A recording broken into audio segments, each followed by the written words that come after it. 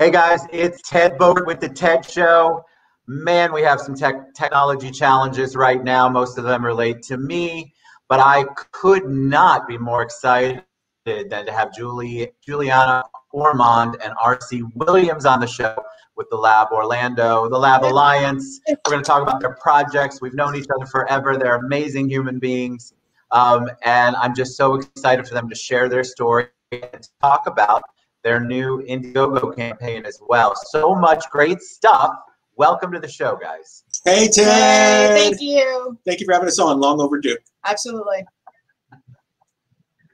Long overdue. And you guys were patient with me, so thank you. All right, so let's do origin story first. Give us a little background on the two of you, because I think people love to see a journey. They like to hear about a journey, and they want to know how you got to the point where your creativity is now really blossoming all over. So give us a little background, please. Fire away. So I'll start. So my background is in forensic psychology and business, and his background is, excuse me, media and technology. So when we met, just forming the business of Liaison Labs, our artificial intelligence firm, really just blossomed. Like, I didn't know the first thing about technology. He didn't really know about, forensic psychology. But together, we were able to create some amazing technologies that allowed us to be able to develop what's now become the Lab Orlando and the Lab Alliance and everything that we've done.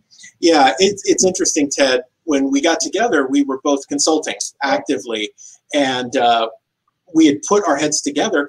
And what happened is we ended up predicting things. So we're able to look at data and information and forecast the future to a certain degree. And so we asked ourselves a pretty typical question, I guess, when you get to this point is, what could we do if we put technology behind our method?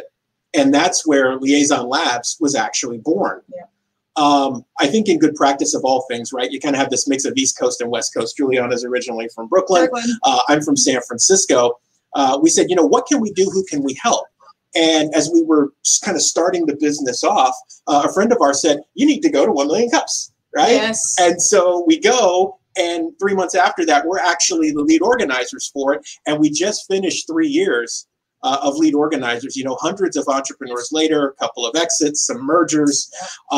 We've helped a lot of businesses to grow. And so with all of that, we said, what's the next step?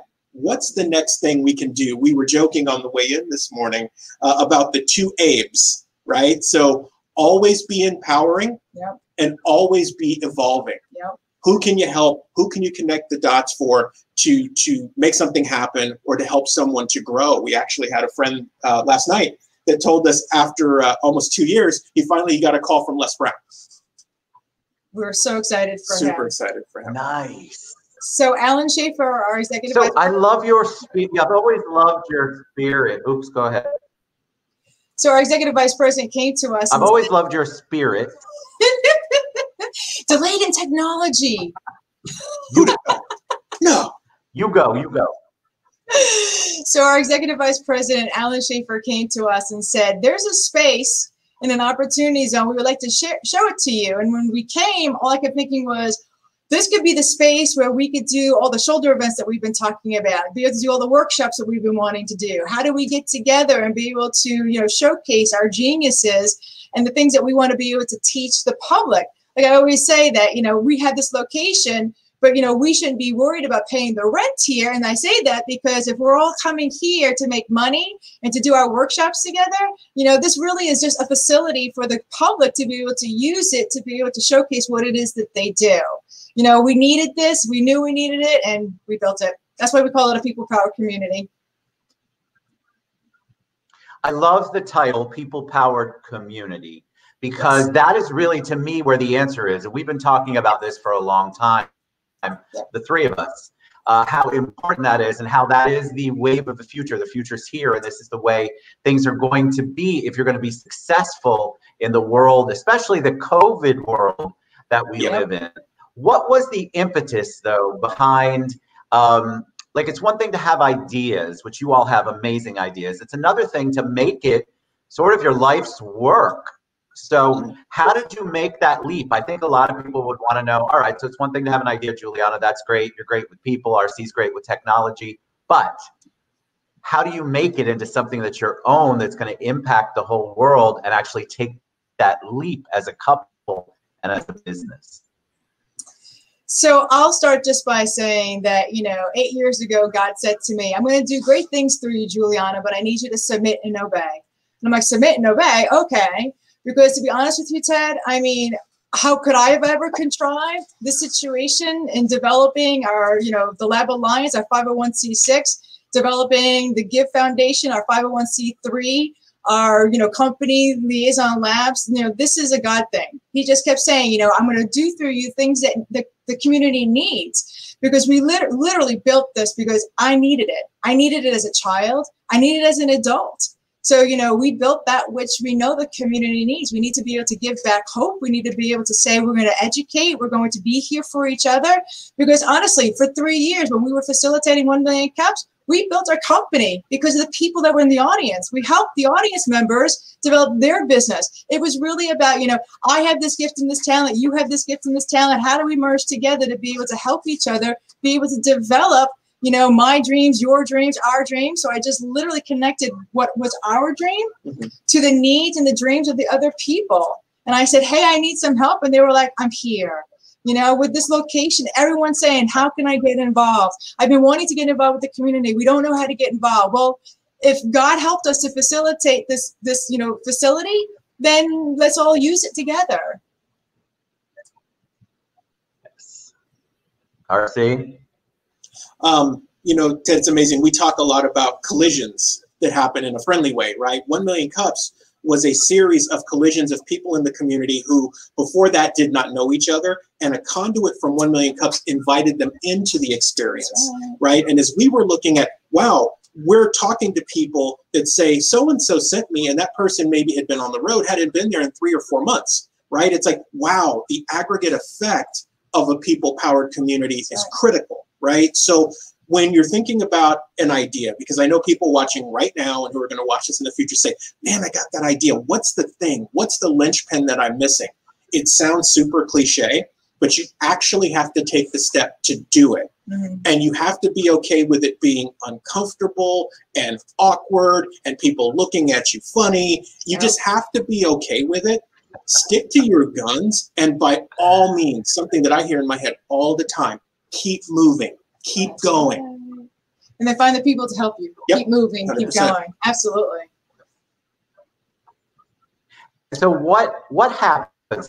We had a lot of questions before we went live. We were promoting about what exactly the Lab Orlando and the Lab Alliance are, and if they have an idea, like what's the typical scenario? Somebody come in and go, oh my God, RC and Juliana, I need help. I have no idea what to do. Can they come in at that level, or do they need to does it need to be a little more sophisticated where they're at?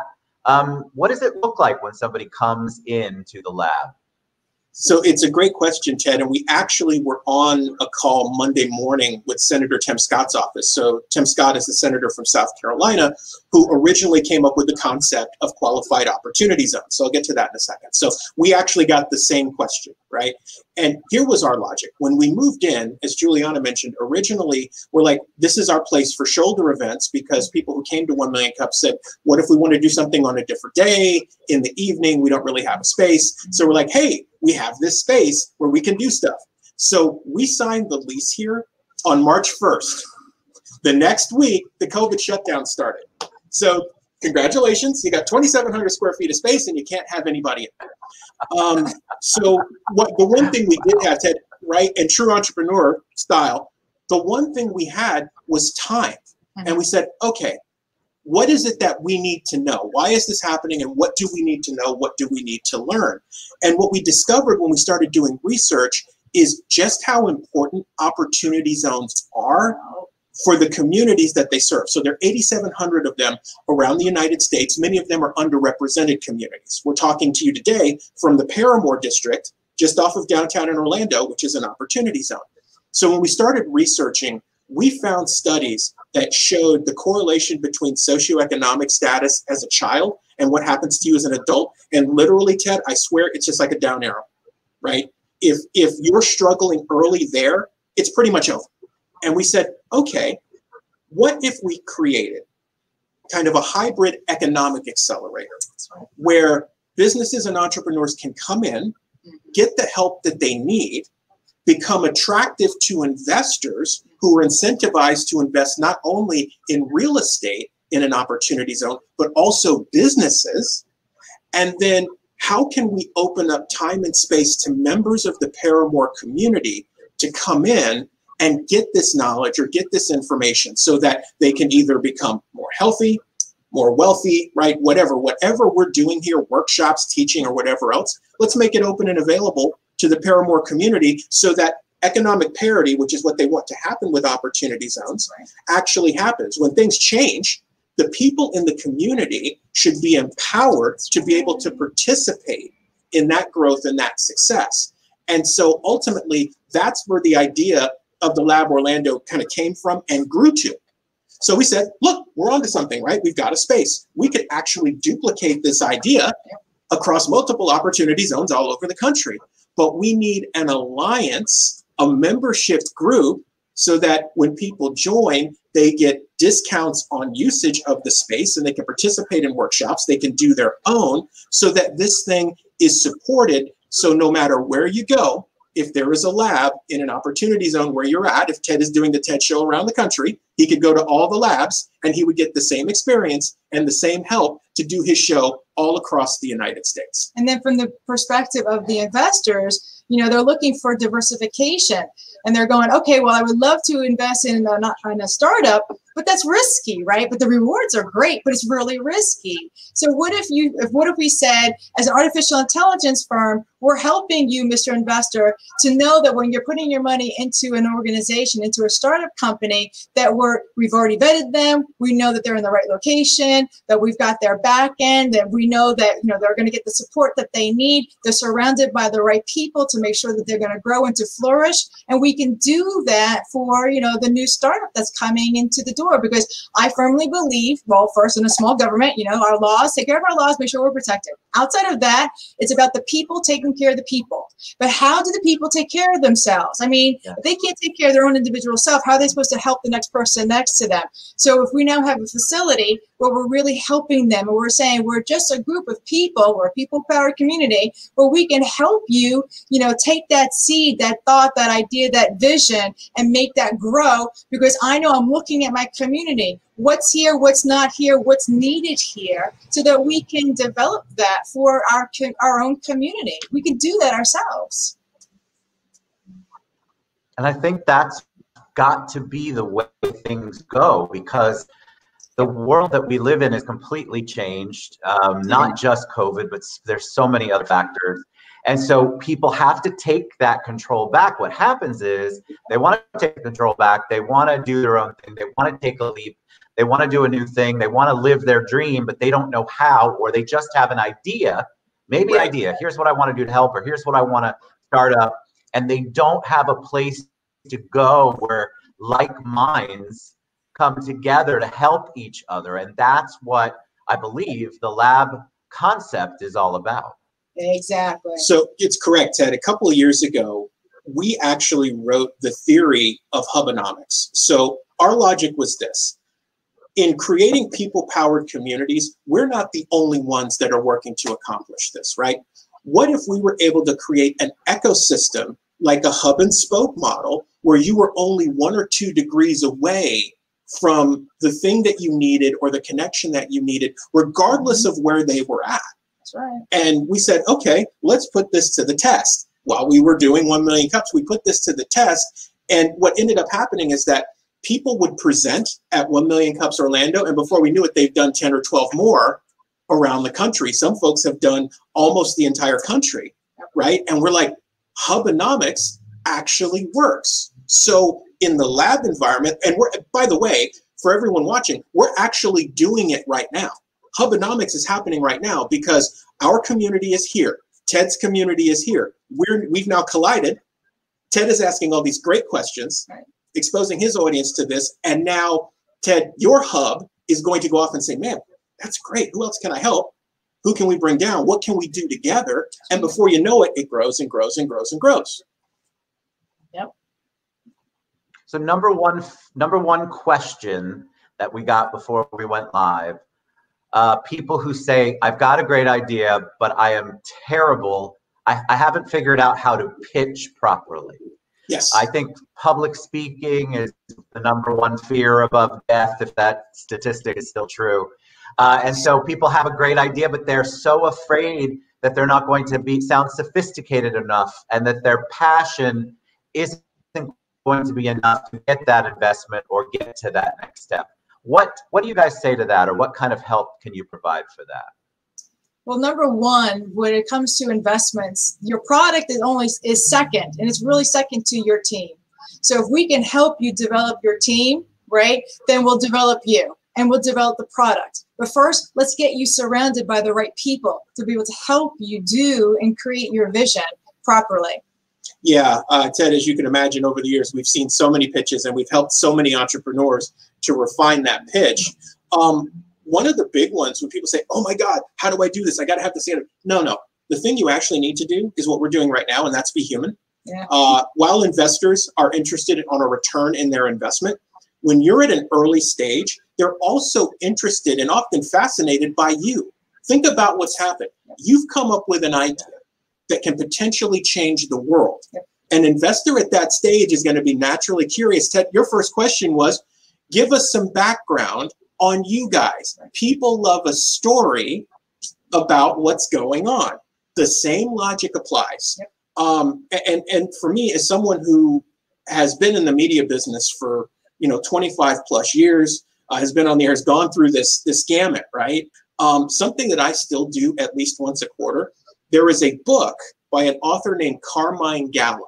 He is brilliant. He spent a ton of time studying successful pitches and stories. And so he wrote a short book called The Presentation Secrets of Steve Jobs. You can get it on Audible for like nothing, or you can find a copy on Amazon, right? No big deal.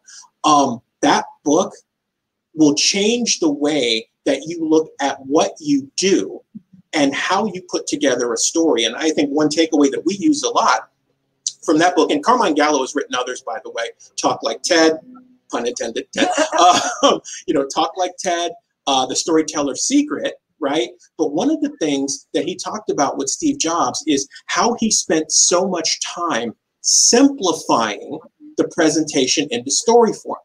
When he introduced the iPod, he could have given all the technical definitions, 512 megabits, got this and that. And you know what he decided on? 1,000 songs in your pocket. Simple. Simple. Everybody got it right away. Simple. Yep. Those are the things that I agree. You're right. I think people try to overcomplicate because they are afraid of their pitch, or they're afraid that their idea isn't going to be accepted. So they use flowery terms or come up with things that they think other people will like. But the human side is just so critical, and the simplicity of things. If people don't want to read, we all know they have the attention span of a gnat. We all do. We don't really like too much information at once. But when we're ready to take a dive, we want to see the human side. We want to see the real, and we want it to be simple in our terms. I tell people all the time, you really need to dumb it down for me because I don't speak your language. So you need to give it to me in a way that I can digest. And I think that's what a lot of times these people who pitch, or they have these ideas, they make it so convoluted and so complex that people can't digest the idea, even if it's a great one. Exactly. So what's the Indiegogo campaign? Talk to me. Yeah, wow. So, as we put this together, Ted, we were thinking, we want the community to participate. We really want to move the people-powered community to the next level. So we said, let's create an Indiegogo to celebrate what we're doing with the Lab Alliance and the Lab Orlando and plan for the future, because other folks have inquired about having a lab in their city or their part of town. So we designed the Indiegogo to allow folks to be a part of the process. And what we did, Ted, it came to us, we were working late here one night and we were sitting around talking, and the term I empower came to us. So what we've done with the Indiegogo is we've created a series of I Empower swag. When you come and hang with us and say you want to be a part of the family, and the lead on that is a very unique challenge coin. folks have heard about these, but when you do that, you get the I Empower, the Lab Alliance challenge coin, and we've got shirts and hoodies, and we've got 20 picture windows here. You can sponsor one of those.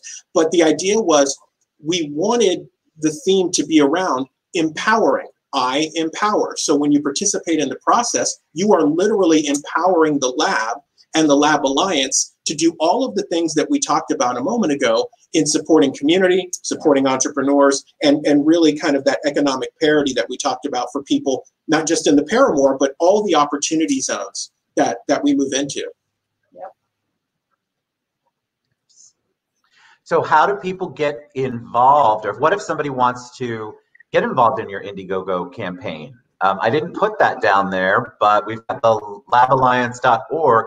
Is there a way for them to check it out, look it up? Yeah, Ted. So if they go to the laballiance.org, we've got it slapped right on the main page. People are curious, right? They've now kind of heard the story or the background. They're going to want to learn more about what we're doing and what we want to accomplish with the Lab Alliance, what the vision is. So they can go to the laballiance.org and see that. And then right on the front page, they'll see the link to go to our Indiegogo, so they can join us in this process. Ted, it's amazing to think about what we can do and collisions like this and how many more of those we can have. We've been on 10 phone calls this week with different groups talking about the same thing that we're talking with you about, is that, guys, listen, the times create the opportunities, right? Everything going on around you is going on, but there's opportunity. There's huge opportunity. You have to be unique. You have to be different. Sure, shift your idea, but don't quit. And that's the thing with the lab, is that we're like, wait, this is the time to create a bunch of labs and help a bunch of people. Where people need to be seen. Yeah. If you're not out in the public somewhere where the people are, so that we can go, we see your genius, we know how to plug you into the system. There's plenty of people who need you. I always say it's more of a blessing to bless other people than it is to be blessed. So come here so that we can bless you. Come here so that you can bless other people with who you are. We need to know you, because as a community, we need to come together to be able to help each other. It is all about being a people-powered community. 100%. Absolutely. So we hope to have this lab throughout the United States. So where did... Go ahead. Nope, good. So where did? I sit here, I'm in awe. I've known this about you from the beginning, since we've known each other, but you all are such givers. You want to give back. Everything's about giving back, and collaboration is a word I think of when I think of the two of you. So where did that come from? Were you born with it? Did you always have it? Is it something that you all developed? Because people ask me all the time, you're an advocate for so many different people and different things. It's just a natural thing for me. I can't pinpoint something.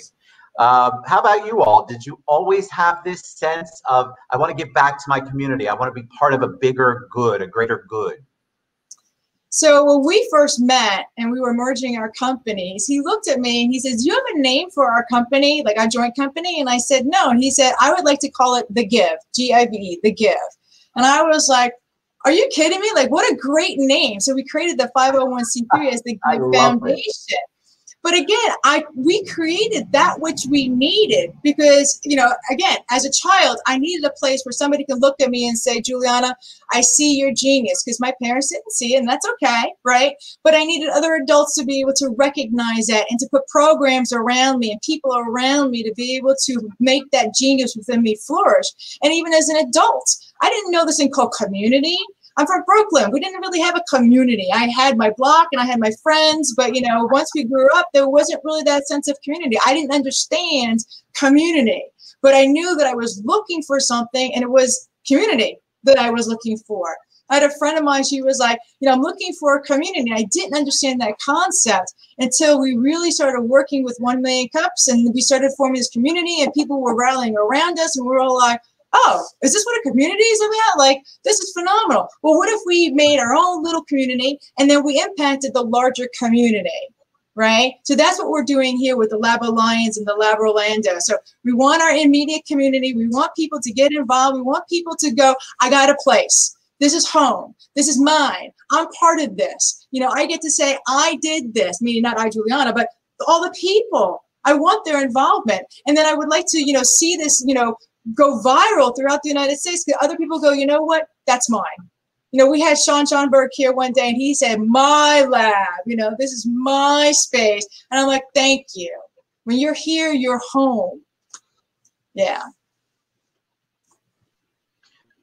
People want to feel like they belong, and they want to feel like they have value where they belong, and they want to feel the worth. And what you are creating is a place where people, sometimes for the very first time, have those feelings of belongingness and value and worth.